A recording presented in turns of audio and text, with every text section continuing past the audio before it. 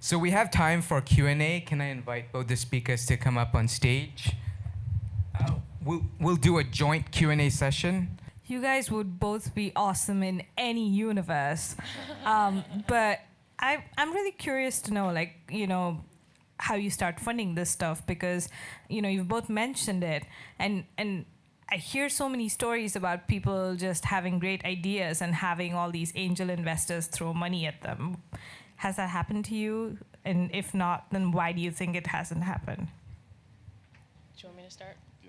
Okay, I'll start here. So the tinsel story absolutely starts with a little bit of luck and some elbow grease. But I mean, really what it was I was fortunate in this sense that, I went to Tom. Actually, it wasn't my original plan to even go to Tom. It was one of those things where I was like, this guy knows people. Let me just ask him if he knows an industrial designer. And it was, through talking to his friend that he encouraged me to go back, because it turned out that the CEO of the company I was working at, who I had been working with very closely for a few years, had the ability to be an angel investor for my company. And I was able to convince him that it was something worth pursuing, and it was easier because he knew who I was, and really he was making a bet on me and what it was able to do, because at that point, I mean, it was vaporware. It did not exist, right? And now, though, fast forward to where we are when we need, a much larger sum of money. We also did an Indiegogo campaign in the fall, which was awesome and also really hard. And I don't know if it was hard for you, but it was probably one of the hardest things I've ever done in my entire life. True story. And I gave birth to a child 2 months ago without a doctor. So harder than that, okay? That's another story. You can Google it, though. It's crazy. Anyway, so, but now I'm going into the fundraising. I'm in the thick of that, and I'm starting to feel kind of the realness of it, which is, so much of getting the investment money not only is finding the right fit in terms of who wants to fund your idea, but it's getting access to those people. And so I feel like right now I'm building out that network that will allow me to do that. But that's a real challenge, and I'd say that that's what I spend most of the time doing, is not only finding who that right person is I want to get in front of, but finding the connection to the connection that can get me in front of that person. So it's a grueling process, I'm not gonna lie. So for us, fundraising is very challenging, and maybe going backwards, raising money for Red Bay Coffee, I thought would be much easier, since I had two existing businesses that were both profitable and successful, and at least 2 or 3 years in each. But it was not. I went to, because it's a food business and inherently more risky. There are crazy statistics about it, but that's includes every hot dog stand and whatever. So, but ultimately, we just had to. Well, so for Red Bay Coffee, when I started, I had 2 cafes. And I started in my basement. So I knew that I could at least buy coffee for myself. And that was the kind of math I did. All right, so if I could at least buy coffee for myself for 2 of these places, could I hire 1 person? And, and we basically did that for a year and a half or more. Literally working out of my garage, converted into a coffee lab that we affectionately called the dojo, the coffee dojo, and so we had a little tiny counter roaster. There was a modest friends and family loan that at least helped build out the basement and get a little kind of countertop coffee roaster going, where we kind of prototyped and created the profiles that would ultimately have to replace 2 really major high quality coffee spots, Blue Bottle here and 4 Barrel in San Francisco. So it took a while, and but really, my bank laughed at me when I said wanted to do this. I thought for sure, but my very first business started. That was in 2005 when people had equity in their homes.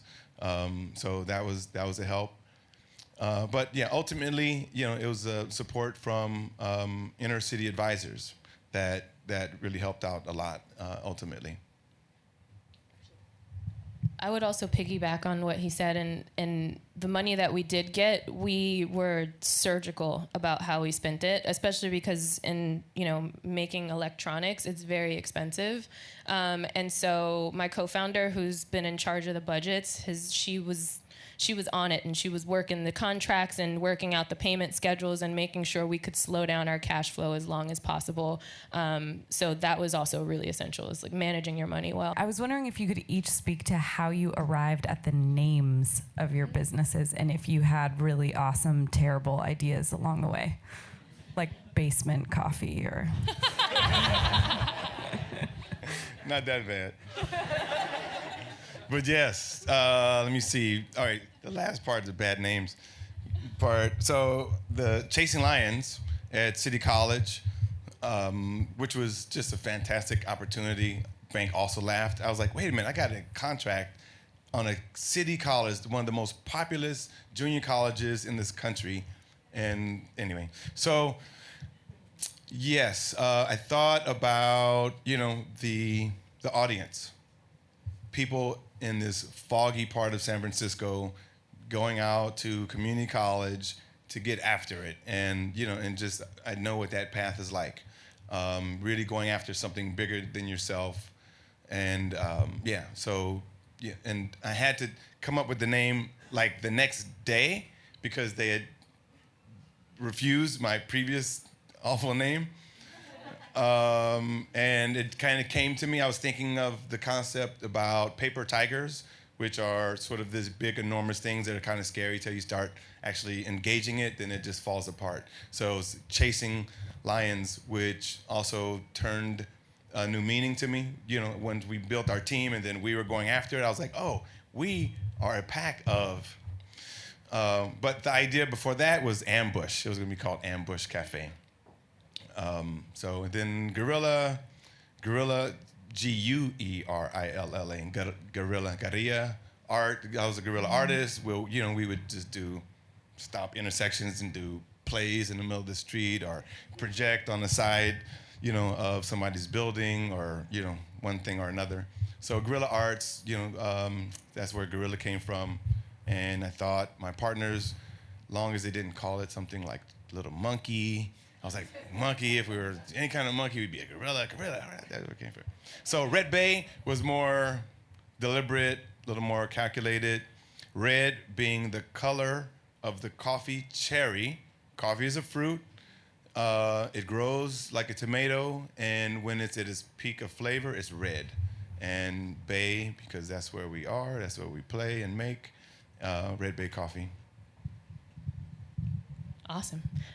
For me, when I first had the idea of actually pursuing tinsel, it was kind of in that area where they start putting out Christmas decorations. And so I think I just had like the holidays on the mind. And I started to think about, tinsel that you put on a Christmas tree and what purpose it serves, because it's supposed to be like an optical illusion, basically. It's an adornment for your tree, but it's supposed to mimic icicles. And so I started to think like, okay, this idea, it looks like something, but it's actually something else. And it's, metal and it's metallic and it is an adornment and an ornament. And so I got tinsel. Hi, thank you both for sharing. My question is specifically for Keba.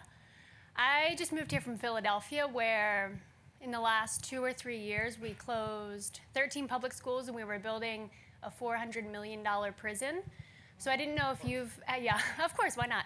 I didn't know if you've had the opportunity or if you foresee Red Bay playing a role in maybe mentoring young people and in school and encouraging them into entrepreneurship or something like that? We hire a lot of young people, and part of what we do is, we do mentor on the job, so we're, in the dojo, packing bags, stamping, and, Jess, formerly incarcerated, she will, loves to tell her story, and she's also a physical trainer. She's overcome a lot of obstacles. She had MS, she had braces all the way up to here, was, probably twice the weight she is now, really awesome recovery story.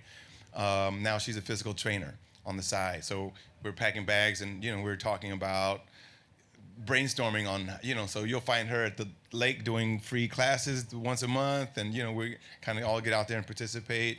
There's Elijah Davis, who brewed the coffee this morning. He's a nationally ranked wrestler, collegiate wrestler. He lost his scholarship, came back home to Oakland, and now he wants to open a wrestling school and become an MMA fighter. So, we talk about strategies and around that, and no, don't start with the rent, but build it up slowly and da-da-da. So we kind of do on-the-job other training. So in terms of getting into the schools, no, we've got our hands full just trying to survive and thrive and break even right now. But yeah, we're doing it. We're doing it. Hi, thank you for sharing your stories of resilience and really living your values. So I'm also a founder of my own startup, and one thing I'm really curious about when you think about ethics is how do you balance purpose and profit and growth? Because I feel like there's a lot of stories around, especially where we're living in a bubble, which is we got to grow as fast as we can so we can, show that we're successful. And so when you look forward, how do you navigate that? Is a question that's really hard to answer with a short answer, but I'm going to give you an abridged answer, which is one of the things that I did when I first started was tried to kind of put together a kind of quasi-business plan, if you will, where there were two things. There was that, but actually really more importantly was I mentioned that I had someone on the team who kind of was like a brand expert who also ends up being a very, very old friend of mine. And we sat down before we even figured out the design of what it looked like. And he basically teased everything out of my head in terms of like, what were my intentions for this company? What did I want? What were we actually trying to build? Like, more from like a philosophical standpoint versus like, it's going to have hollow metal chains and all that other things. So, having that and then writing it down, right? And it's funny because now that we're in this stage, especially that we're in this fundraising stage, you have a lot of conversations and it's so tempting to tell people what they want to hear so that you can get what you want. And you got to be really careful not to do that. And so one of the things that I've found is like going back and rereading those things that I wrote down in the very beginning is really helpful. It reminds me of where my head was at then, and like keeping it in the game in terms of like this is what I envisioned for this company. And back then it was like something that was not able to be compromised in any way. Now maybe a little bit, but like in general, just like staying true to those principles that you articulated early on is good. Well, for coffee and a lot of food stuff that originates in very impoverished countries, there's a lot of work being done in origin country, fair trade, sustainable rainforest, organic. So I saw that and recognized that in my industry or my segment of the industry of specialty coffee, a lot of people have been doing great work on that side of it. What was missing, though, in my opinion, was on this side of that supply chain. So from the beginning, that was part of our intention is to make an impact, and not just with Red Bay Coffee, but with the other cafes as well. And you could almost think of it as being a handicap in a way, like if you're trying to do good and still make some money, but what I found, especially after our Kickstarter campaign and this whole concept of sharing, is that it was the opposite. It was really it was a boost. We had tons of media attention. We were, in San Francisco Magazine, Forbes, won the Platypus Award for the Mental Floss magazine. So really, sort of doing good worked out well for us. Yeah. And we'll continue to push that. Thank you to our speakers. Please give another hand to our speakers.